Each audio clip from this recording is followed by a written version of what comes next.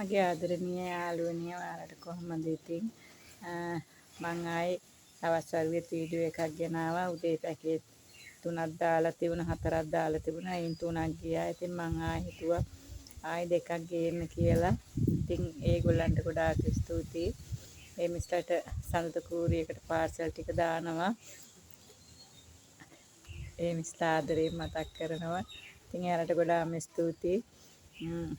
ආයි මේ 83 වෙනි පැකේජ් එක මෙයා බැම්බිනෝරෙත් මෙයාගේ මල් 4ක් තියෙනවා. එයා කට් කරගන්නත් පුළුවන්. එයා ගොඩාක් නිරෝගී. එයා ලස්සනයි. එයා බයි කලර් වෙලා තියෙන්නේ මේවා. ඉතින් එයාගේ 4ක් තියෙනවා. එයා ලස්සනයි. එයා ඉන්නවා මේක ඩිලීෂියා. තැඹිලි පාටයි. ඩිලීෂියායි දෙන්න විදියක් නෑ. තව එකක් වගේ තියෙන්නේ. ඉවරයි. ඩිලීෂියා ඉන්නවා. ඊට පස්සේ ජගුවර් ග්‍රීන් ඉන්නවා. මෙයා ඊට පස්සේ ලිවියම් රෙඩ් ඉන්නවා.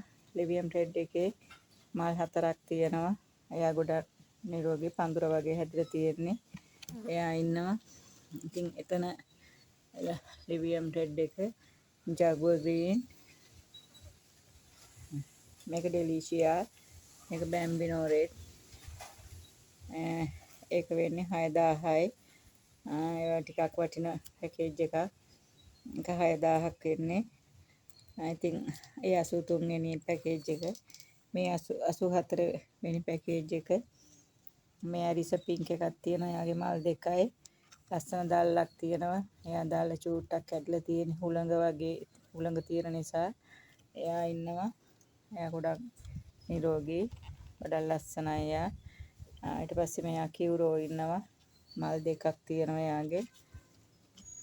එයා කට් කරගන්න පුළුවන්.